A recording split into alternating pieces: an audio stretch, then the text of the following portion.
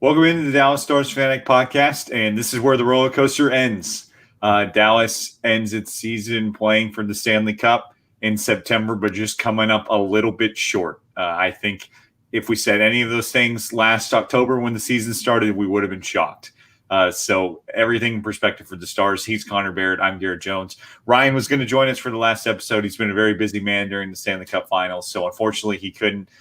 He's been a big part of what we've been doing over the past 2 months. 2 months. It's hard to believe that was when Dallas migrated to the bubble in Edmonton. But Connor, they come up just a little bit short. Not much to take away from Game 6 as the series ends up 4-2 in favor of the Tampa Bay Lightning, a very deserving champion.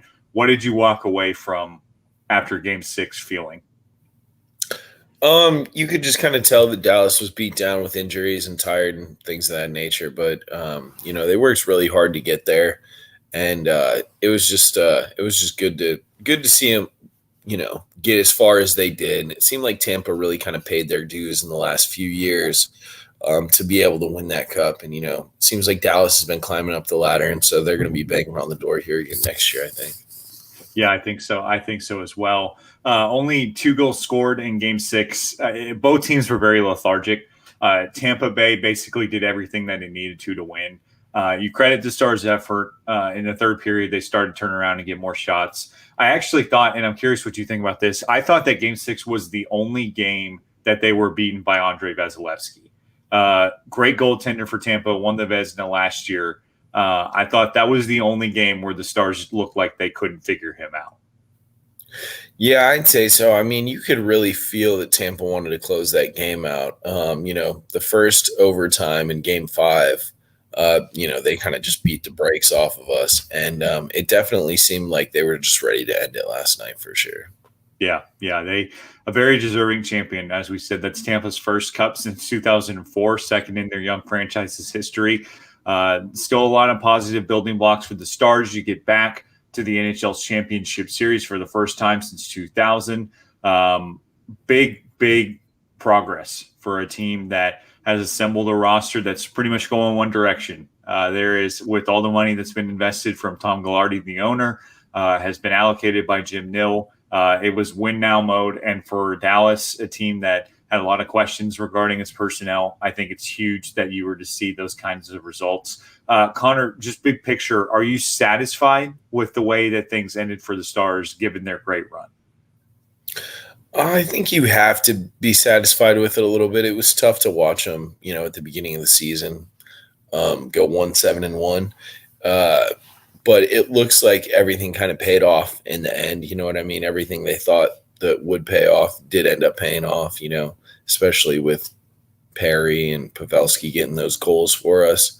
It seems like Nill did everything that he could do. Like you said, Tom Ghilardi did put a lot of money into the team. And at first, it kind of seemed like it was all for naught, and it was going to turn into like a Dallas Cowboys type situation where you're just blowing money like to, not even win games type deal.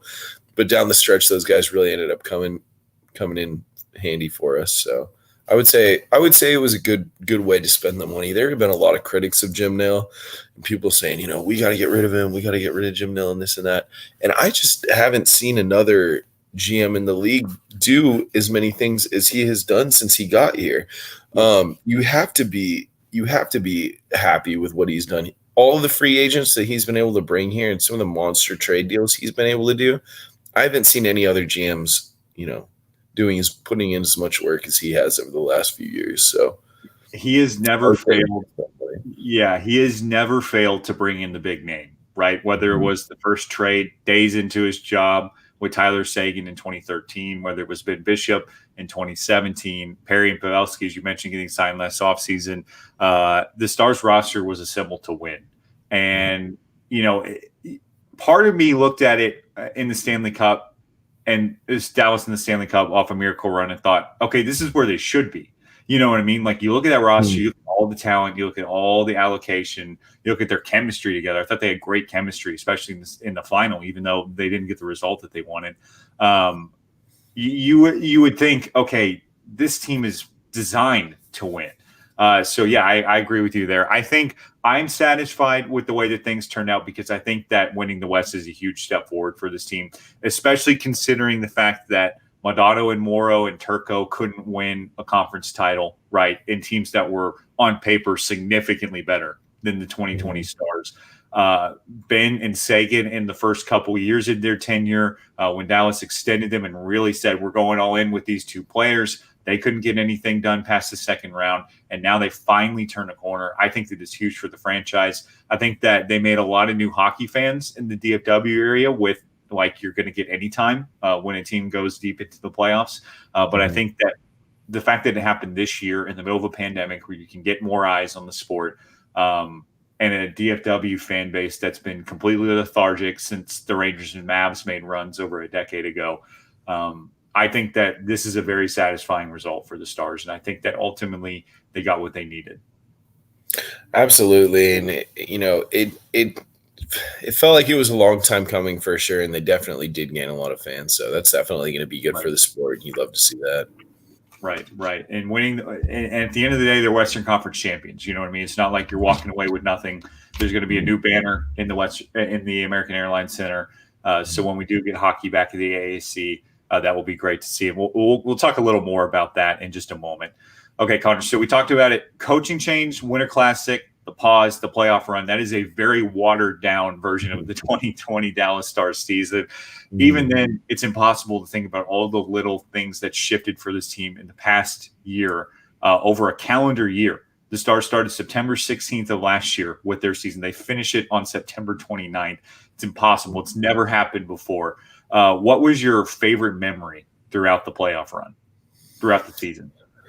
Throughout the season, I don't know. When you and I went to the press box up there at the Cotton Bowl for the Winter Classic, that was pretty fun. That was a pretty good time. That was pretty memorable.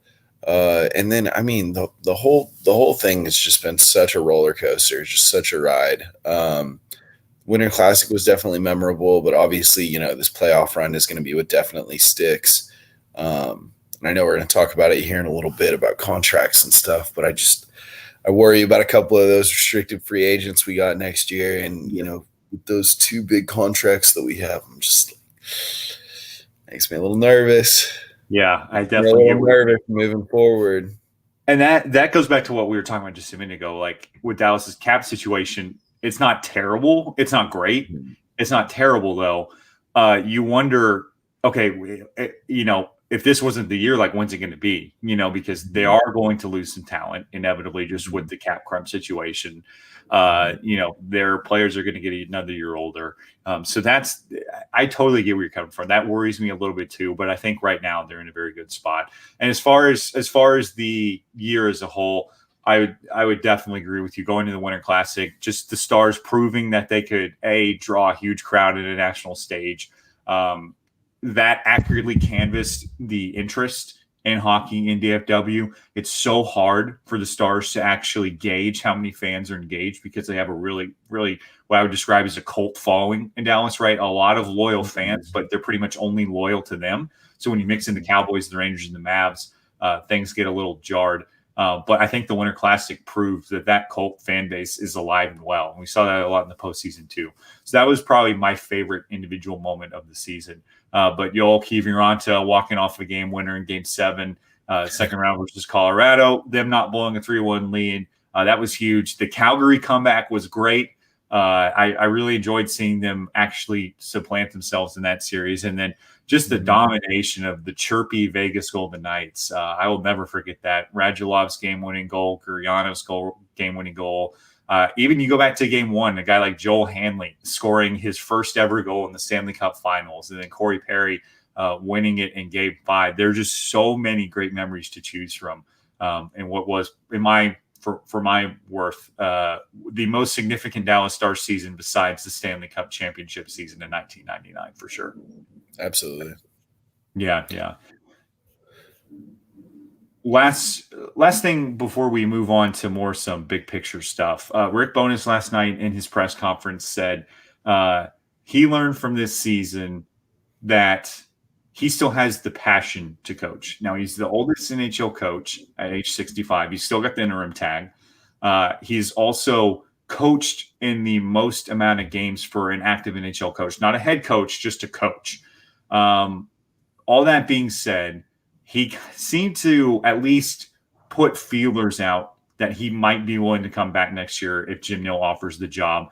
Jim Nill also has been engaged with the media saying kind of conflicting things. For the most part, he said he has earned the right to at least have a seat at the table, at least meaning a job interview. Where do you think the Stars go as far as their coaching search? And do you think that this playoff run, especially winning 2 games in the Stanley Cup final, sealed Rick Bowness getting the job? I would say that I don't think it necessarily was something that I don't think it was necessarily something that we were thinking was going to be happening here anytime soon. However, or excuse me, not anytime soon, but I don't think we thought, coming into this that we thought Bowness was going to have any shot at it next year. I think you and I both said that we want Gallant to be the coach. However, I wouldn't be upset if Bowness was the coach. A lot of times you see that overall record with him, and this is kind of something that I didn't dig that deep into. He's kind of got that crummy, weird overall record. Well, part of the reason that he has that is because he coached in Ottawa when they were an expansion team coming in, and they were just the worst team in the league. They were just getting dusted by everybody for years and years and years when they came in. Yeah, so, his overall record as a head coach might not look the prettiest, but at the same time, I don't think that's necessarily all his fault, and I don't think it really accurately depicts who he is as a coach. His poise and answering questions to the media, especially, and we're Dallas media, but I have heard some really stupid, pathetic questions come from Dallas media. Yeah. And the way he just sits there and takes, and you kind of see him just kind of shake his head and just go, okay, I'm going to do this. And he responds pleasantly and seems to always kind of have good stuff to offer. And, with the way that the culture of hockey and sports in general is changing to kind of be more of a, rewarding pat on the back as opposed to that, punishing, kick in the butt type deal. It definitely seems like he's kind of got that new style personality of coaching, which, he proved and goes far. His players, went and laid it all on the line for him. I don't know if that's because the players wanted it more or because they've got that type of faith in Bones or, exactly what the deal is because we're not behind the scenes all the way, watching that. But at the same time, it also wouldn't surprise me if we did rehire him and then the Stars just came out and just kind of fell flat on their face next year at the beginning of the season. That also wouldn't surprise me at all if he wasn't able to kind of corral the guys together and get them working hard. So either way, it wouldn't surprise me. I wouldn't be, terribly upset to see him get 2 or 3 years on a contract or something like that. But either way it goes, he definitely, I hope we at least keep him, as an assistant coach or somewhere, on the in the Stars locker room. A lot of good points there. I think that they for sure bring him back on the coaching staff to some degree, as you mentioned. The age there is a bit of a concern. Like we mentioned, he's 65. You extend him 2 to 3 years, like Connor suggested, he'd be aged 68 to 69 when he's retiring. You don't know if a guy that age can keep up with how quick the NHL is moving. So that's a decent point. I love that you brought up the media, though, because I remember right before Dallas parted ways with Jim Montgomery in December, Rick Bowness took the media availability, and he just seemed like he did not want to be there. He just did not enjoy it. And it's just been funny to see him transition from that in December to, as you mentioned, very poised and competent. And really, he was the darling of the hockey media world nationally for a week when he got to start the Stanley Cup Finals. That's absolutely interesting. There's one wild card that I've been thinking about. This has no credence whatsoever. But I think it's very frustrating for Dallas, the fact that Jim Montgomery is behind the bench in St. Louis now.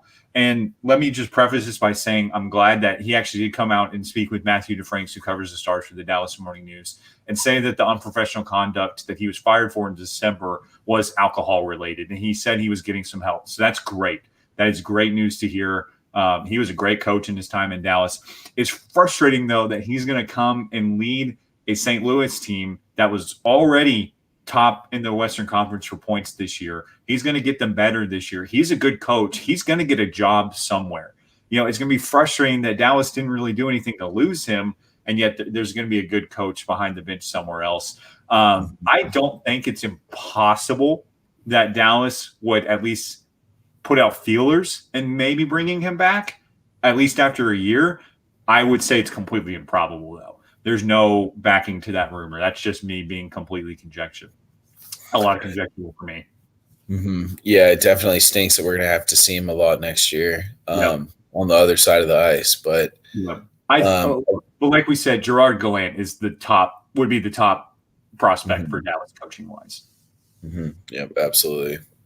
And for those who might not know, he was with the Florida Panthers, guided them to a lot of success in the playoffs with Jaromir Jagr in 2016, then was fired under strange circumstances, actually got the call that he was relieved of his duties on a road trip, so he had to pay for his own flight back. Terrible situation, but he got the best out of it when he led the Vegas Golden Knights, the NHL's 31st expansion team, to the Stanley Cup Final in his first year. So that tells you everything you need to know about Gerard Gallant as a head coach. I think it would be a home run hire for the Dallas Stars if they can get him. And I would think the Western Conference champions have to be at the top of his list as far as open vacancies. So we'll see which direction that goes. Obviously, Connor and I are president and co-president of the Gerard Gallant to the Stars fan club.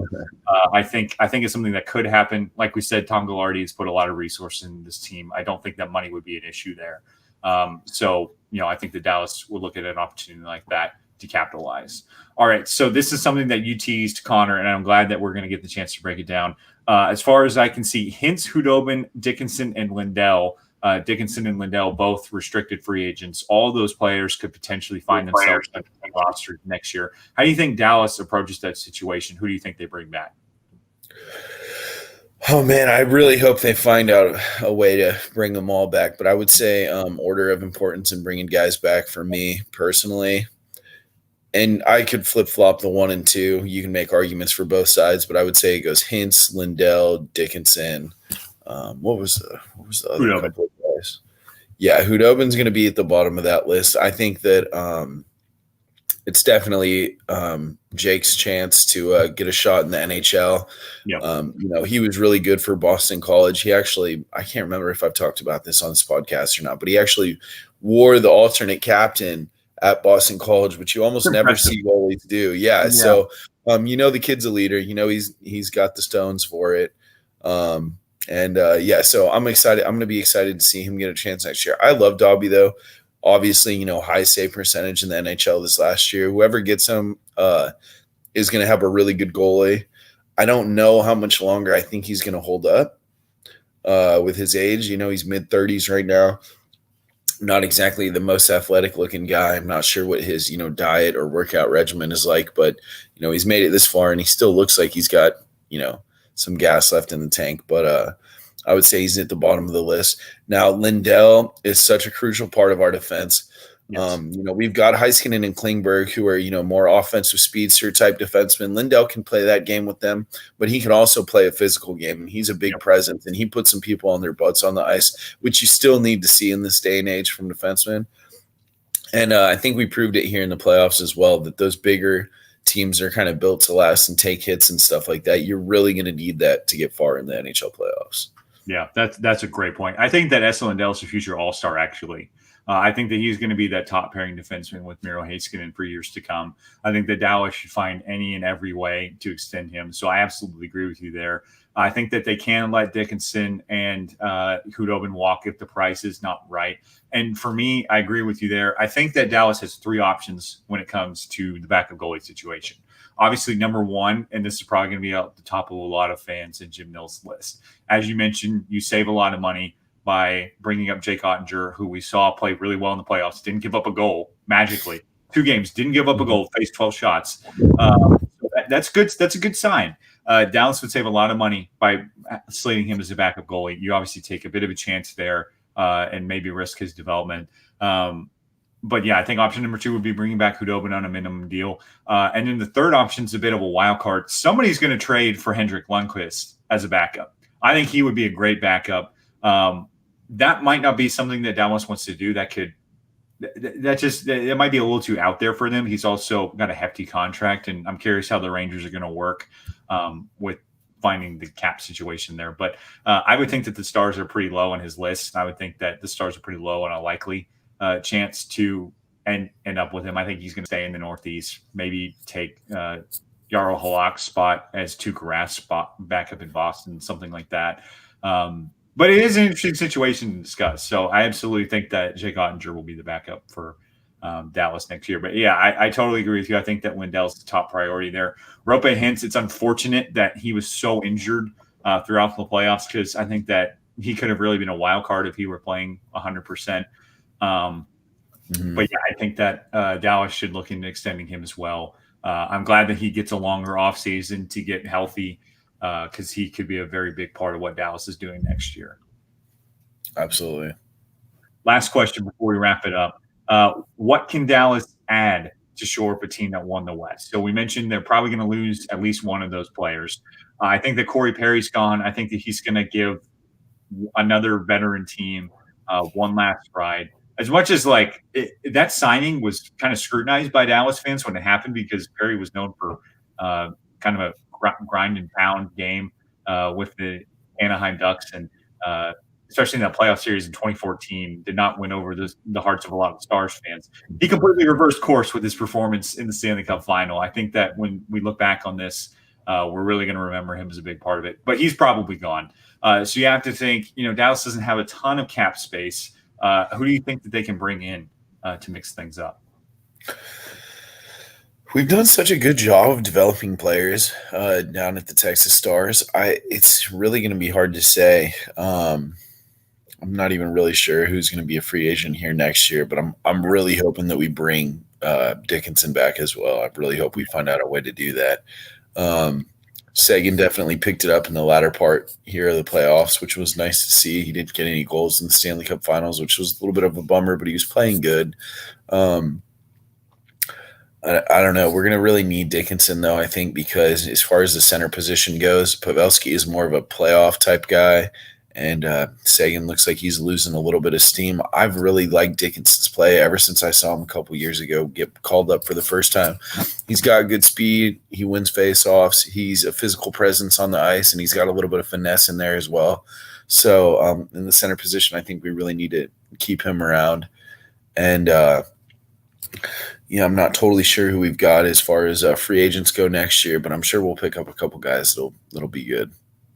Yeah, I'm looking at a list right now, and obviously at the top of the list, Alex Pietrangelo, captain of the Blues, contract talks fell apart with them. That's not a player that Dallas is going to go after. Taylor Hall would be interesting, but that he's going to demand $8 million plus. That's not a player that Dallas is going to pursue. There's some goalies in the class. Torrey Krug for Boston's probably going to be the most pursued free agent. Yeah. Tyson Barrie of Toronto is a player that I think Dallas could give a look at. Kevin Shattenkirk, who scored the game-winning goal in Game 4. I think that's a player that Dallas could give a look. But yeah, I think it's less of like an individual player for Dallas, right? It's more of what you were saying. It's forward depth, right? Because really the fourth line kind of crumbled for Dallas in the Stanley Cup final. No disrespect to Justin Dowling, no disrespect to Nick Camano. They really were not supposed to be there, and injuries kind of opened that up. But guys like Matthias Janmark, he only scored one goal in the entire postseason run. Now, he gives you a lot of the penalty kill. He's a lot more of a defensive forward. So I don't know if Dallas wants to lose that. But I think that they need to hum up a little more offense on the third and fourth line. I like Cogliano, as I mentioned, as a penalty killer. I think that Dallas's penalty kill is great for a reason. So absolutely, I look into that and I think, okay, there's an opportunity to shore things up just a little more offensively. And as far as the defense, I think that they're going to focus on maybe adding one veteran piece like that. But Andre Sekera was another guy who a lot of fans had a lot of questions about when the team brought him on. But he actually turned into a really nice piece for the Stars in the postseason run. So I think that they'll look for a similar veteran value contract for defense. Yeah, it was definitely nice that he didn't get injured, especially when some of the other injuries popped up. He's a guy that you can kind of put in there. We definitely did see him get burned plenty of times. This playoff run is also going to be a huge experience, I think, for Esa Lindell, who didn't have his best play going on here. But, he was a good guy, too. There were a couple things Sekera did that had me just – but he was definitely a good addition. I think you're right. I think we will get somebody like that. I don't think Shattenkirk would be a bad addition at all. Torrey Krug is going to get paid wherever he goes. His rights actually just got traded to the Detroit Red Wings a Wow. couple days ago. I did not see it. So they'll have exclusive negotiating rights, and we'll see. I don't know. I feel like he might want to win a cup more than he wants to play on a team like Detroit, but he could also probably get paid like $10 million to go play in Detroit. So yeah, I think they have. I was looking at it yesterday. I think they have like $26 million in cap space or something like that, and they've got 6 first and second round picks over the next 2 years. So. Yeah, watch out for the Detroit Red Wings. Yeah, seriously. Enjoy this time where they are not a contender because it's probably not going to last for long. Last question before we wrap things up. We're looking at free agency. We're looking at Dallas could have in net. We're looking who they can add defensively. The one question that we haven't answered is when the heck is this going to start? Right? There's a lot of options being floated by the NHL. They really want a full 82-game season, and they don't want to play summer hockey again. So that leaves you with the option of basically getting anything going at the latest in mid-January. Do you think that happens for the NHL? What have you seen as far as a timeline in a COVID-affected season, as far as bubbles and whatnot? There's a lot of stuff being floated. Is there anything that piques your interest? It's like so hard to even speculate on that type of stuff, especially with watching how I just saw that like 5 of the Tennessee Titans players tested positive for it, and it feels like that whole thing is just going to crumple. The bubble thing worked out perfectly to be able to finish this season, but it's so hard to say. I don't think there's any chance we play all 82 games next year. I would say that's about a snowball's chance in hell. And then as far as when it starts, that's also so hard to say. And, this is the other thing is I don't really like that they're trying to push it so hard. I was surprised we didn't see more injuries. You see, with the NFL, they had more injuries in the first week, more, ACL and MCL tears than they ever have had in a week 1. And it's from taking that time off, Yeah. And, the longer they wait to get it started and then the closer they try and shove the games together, I just am personally not a fan of that because I think it's inevitably going to create more injuries, and I think it's going to also create worse, sloppier hockey. So it's so hard to speculate, but to answer your questions, I don't think there's going to be 82 games next year. I think mid-January, December is a pretty realistic time of when it might start. And, that gives them 3 months. So. Yeah, that'd be anything that would resemble a normal off season. I don't know when it's going to start. I'm just incredibly excited for it. It's always fun when you have a team that makes a run at a title. The next year is always really interesting. You've got a lot more eyes on you. You've got a lot more storylines playing in. So I'm excited that Dallas gets that. They're a contender in the division again next year. I can't see them finishing out of the top 3 in the Central. I think that they're going to fight with St. Louis for division supremacy. I think that they're going to fight with St. Louis and Vegas for Western Conference supremacy. I think that Colorado is a heavy favorite, obviously, to win the division and the conference next year. But I think that Dallas is right in that mix again. And I think we're going to see them have a very similar regular season that they had a year ago, hopefully with less winning and losing streaks. Hopefully we get a lot more consistency out of the start. Yeah. No matter what the schedule looks like. I don't think that they make a run at the Cup next year, but I didn't think that this year. So who knows? Right? That's why they play the games. So what a fun year it was, though, Connor. It was really great to get – we threw this together when Dallas got to the bubble, doing the podcasts after every game and doing the previewing stuff. Ryan, as I mentioned, was a big part of it. Our editor, Dylan Wool, Michael Lark, our site owner, have really endorsed us doing a lot of things. And quite frankly, my friend, our Stars coverage has never been better on the site than it has been over 2 months. And you've been a big part of that. So great work. And this was a lot of fun putting this together with you. Yeah, it was a lot of fun. Cool. That is it on the Dallas Stars 2019-20 season. A roller coaster that finally comes to a still. They lose to Tampa Bay in the Stanley Cup Finals. When they do something in the offseason, we'll talk about it. That's about what I'll commit to at this point. Draft is on October 6th. That is the next step for the Dallas Stars. Signing off for now. Great season, fun ride. Dallas Stars 2020 Western Conference champs. I'm Garrett Jones. He's Connor Baird.